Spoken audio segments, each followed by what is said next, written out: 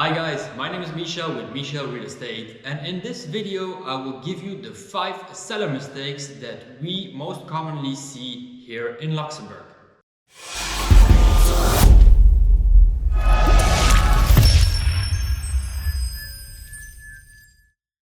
So the very first mistake, and it's so easy to avoid, is of course keeping the property clean and to avoid odors. We don't need any kind of smells in your home.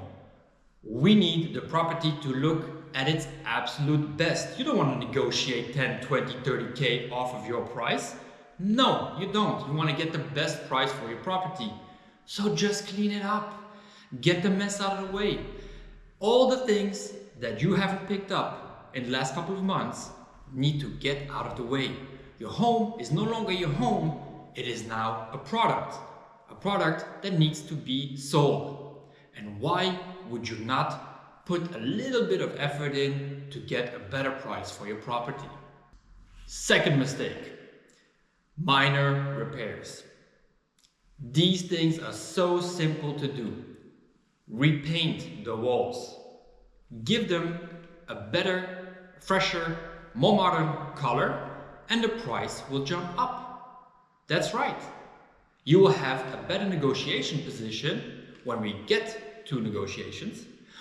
And why would you give away 10, 20, 30K again just because you didn't do those minor fixes? I understand that you cannot change the kitchen if it's 15, 30 years old, but if there is a little crack in a wall, just fill that up, paint it over. There you go. That's a repair that costs you what? €100? But you know what? Come negotiation time, you would have given away 10, 20K on little things like these. Just do the minor repairs. All right, next one, number 3, showings. Now, my team has told me that I absolutely have to put this in there. Why? Because we see this mistake so often.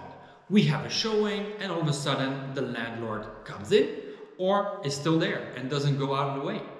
What happens? Well, the buyers will go quiet. They don't want to talk anymore. Well, this tile is absolutely hideous. I will have to tear it all out if I would ever make an offer on this property. So that is something that I don't like. Do you actually think that people will tell this to the homeowner, the person that has lived there for the last, 10, 15, 20, 30, 50 years? No, that would hurt their feelings. We are decent by nature and we don't want to hurt other people's feelings. So you need someone that is in between the buyer and the seller that can absorb these objections and also move them out of the way. That is what agents do. That's what they're there for. That's what they do every single day. So hire one. I'm not saying you should hire us. I'm just saying that you should hire a professional who can help you do these showings. Don't even try to sell by yourself. It's never going to work. It's not going to work for the following reason. People will not tell you what they think of your property while you're in front of them. And they will just give you a little excuse as to why they will not make an offer on your property. Get a professional. Number 4, negotiations. Now I know that you guys want to get the most money out of your investment. I get it. Who doesn't? But at the same time, you have to agree on certain things that are not up to par on your property, even if it's a completely new one. No property is absolutely perfect. Might be perfect for you, that's why you probably bought it, but it's not perfect. And when buyers are shopping around, they will go from left to right and figure out what works for them. And what works for you does not necessarily work for them. It might have a 2-car garage, which is great for you, but maybe the person that is looking for an apartment that has a 2-car garage does not agree on the size of your living room. Too bad. Move on. That's just how it goes. But come negotiation time, don't think that your price is absolutely justified and can never be negotiated. That's not how it works. It doesn't work like that in the US, in Canada, or in India. There's always negotiations, even if it's just time related. It's not always about price. It can also be about How fast may the buyers move into that property? Keep this in mind, it is a very important one. Don't get stubborn when you get so close to sell your property. And number 5 is, of course, price. The biggest mistake of them all is to price too high. And I understand that you, when you sell that property, wish to get the best price for your home. But don't forget that the moment you put it on the market, it is not a home anymore. It is a product, and a product will be compared with other products. Your product is most definitely not the best for everyone, but it is good enough for some.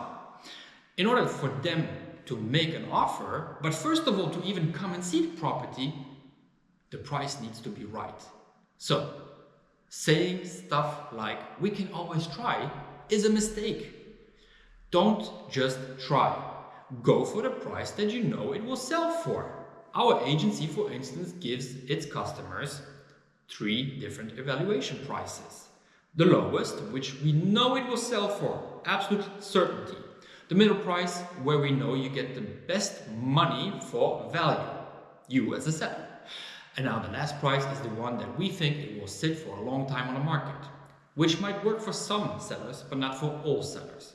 The mistake with going over that price usually means that you sit for a long time on the market, buyers will stay away, you will not get any kind of visits, no offers are coming in. When finally someone comes through and makes a crappy offer, what happens now? You have no leverage, you want to sell, you will accept a price below market, below the price that we first said is the lowest price you can get.